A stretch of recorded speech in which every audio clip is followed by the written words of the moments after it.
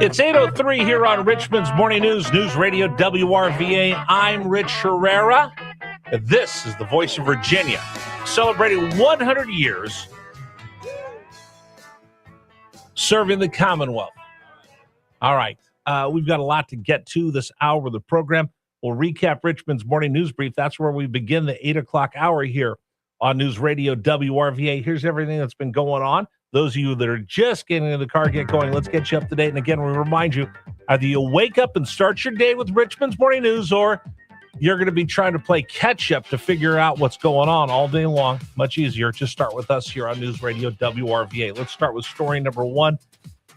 Project Freedom is on pause, according to the White House. That's the biggest story today for you to know this morning at 8:04. Number one. President Trump was very clear on the objective here. The Iranian regime can never have a nuclear weapon. And at first, he tried the diplomatic approach. Then we saw Operation Midnight Hammer, and the diplomatic approach was opened yet again. Then we saw Operation Epic Fury. And now the president, as the secretary indicated today, really prefers to see a deal. He is a deal maker. According to a report from Axios, the two are working, Iran and the United States, as well as Pakistan, are working on a way to try to end the conflict in Iran and open up the Strait of Hormuz. Iran is saying they'll be willing to put a moratorium on their nuclear ambitions in exchange for the U.S. unfreezing a lot of the cash that Scott Besson has tracked down, especially the crypto, over the last few weeks. They want that money back, and they will agree to open up the Strait of Hormuz. So with that being said, and the Pakistanis asking Donald Trump to put a temporary pause on Project Freedom, that's what they're doing right now. Epic Fury, by the way, according to Marco Rubio and the Pentagon, is now complete. So the War Powers Act and the voting will go away because that operation is done before the end of the 60 days. Story number two, gerrymandering in Virginia is still in limbo. Number two. So the gerrymandering vote took place 2 weeks ago plus. The Supreme Court of Virginia has two cases pending. One they've heard oral arguments for on whether the legality of the referendum even being on the ballot was valid. There's another one on the maps and yet a third one that hasn't made its way to the Supreme Court yet. But all eyes are on the Commonwealth of Virginia. The Attorney General asked for us to lift the stay by the Tazewell judge. That hasn't happened, but it's been 2 weeks, and we still haven't heard anything from the Supreme Court. All eyes upon Capitol Square to see what happens, whether the justices will strike down the referendum that was voted on more than 2 weeks ago. Story number three, the presidential physical fitness test. Number three. It's back. Yesterday, Donald Trump announces that we'll be bringing back the physical fitness test. We talked about this a little bit earlier. They took it away because they felt bad that they couldn't pass and they were uncomfortable. And you had kids struggling to try to complete the 1 minute run. They said it's going to be better for the mental health of kids. Has it been? Decade later, decade plus, you see kids more anxious and nervous, or do you see kids that are confident because they're able to achieve something? You want to comment, 833-804-1140. Story number four, rain to the forecast for today. Number four. All right, today we will have rain in the forecast around noon and then cloudy the rest of the day. It'll be that way for the next couple days, so make sure you keep an extra umbrella or don't wear suede shoes today because you're probably going to walk you through puddles by the middle of the day. Next story of the day, a cruise ship still stuck and people begging to get off. Number five. People keep an eye on the cruise ship that's been out there. 17 Americans are on this cruise ship, over 100 people. There is a virus aboard the ship. They're running low on water, and now you're starting to get desperate. Please, and the people that want to get off the ship, it can be traced human to human. It comes from rat excrement. 3 people have died on that ship, and right now they're trying to figure out how to get the sick people off. Make sure that everybody's going to be able to get off the ship, but it's a nightmare going on a cruise ship, being in that confined space and now not being able to leave. We'll keep an eye on that for you, and if anything changes, we'll pass that along to you this morning. And finally, part of Gen X is back. That's right. Kids, cereal boxes, and dirty hands. All right, so if you look in select boxes of Kellogg cereals, you'll see a Toy Story 5 cross promotion happening. that will bring little toys, collectible cards, movie promotions. So look for boxes of Fruit Loops, Cocoa Loops, Frosted Flakes, Apple Jacks, Corn Pops, Frosted Mini Wheats, Rice Krispies, and Corn Flakes, and you'll find some of these items in those boxes. Dave and I were talking about that. Super Dave, do you remember? They're trying to get that toy out of the bottom of the box before your siblings did, or if you got that, you hid it because you probably stuck your dirty, grimy hands in there and you didn't want to get caught. Well, the thing I hated was sometimes the best prizes were in the cereals that I didn't like. Oh, yeah. So sometimes, let's get this one. Well, you don't like that one. And then I would eat like 2 bowls out of it and just get the prize out of it. And then my mom's yelling at me for wasting money. Do you remember which cereal it was? Oh, I don't remember. I do. Which one? It was the Monster cereal. There was there was a Dracula. Yeah, Frankenberry. Frankenberry was the worst. And Count Chocula. I like Frankenberry. I didn't like Frankenberry. Then there was like Count Chocula. Now Tricks I never got into. Tricks are for kids. Yeah. What's there to say Tricks and Fruit Loops? One's a little ball and the other one's just a loop. I think Tricks were cheaper.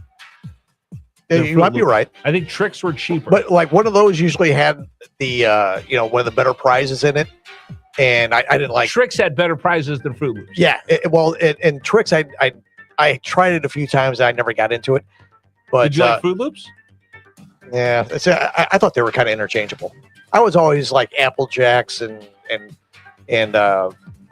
Flintstones. You're a weird. You like Fruity Pebbles. Fruity Pebbles. Yeah. And Frankenberry. When's the last time you had a bowl of cereal?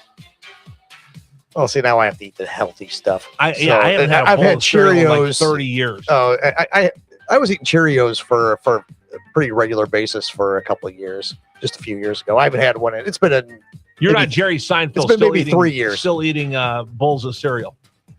The only one I was eating was Cheerios.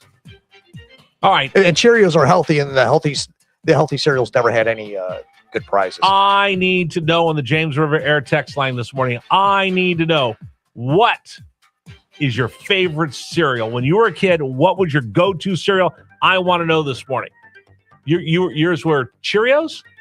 No, I didn't get into Cheerios until I actually had to eat healthy. Oh, until you had to eat healthy. Okay. Yeah, it was Frankenberry, Fruity Pebbles, Gross. Apple Jacks. Gross. It was all sugar. That's why I loved it. Look, there were 2 great cereals as a kid. What's that? There were Frosted Flakes. They're great. No, that's too healthy. Oh, those are awesome. Raisin Bran is I occasionally eat, but there was never enough raisins. Bran? There's never enough raisins in there. What are you, 85-year-old, 10-year-old kid? Oh, no, the other one you haven't even mentioned yet. Super Sugar Smacks. Oh, those were awesome. Those were okay. Those were the best. That's the best cereal ever as a kid. But those were all right. What about Captain Crunch? It was okay. Yeah, I know people that lived on Captain Crunch, and I just thought it was okay too. You know what the best Captain Crunch is though? What? Planet Hollywood, the old themed restaurant, used to do Captain Crunch coated chicken fingers to die for.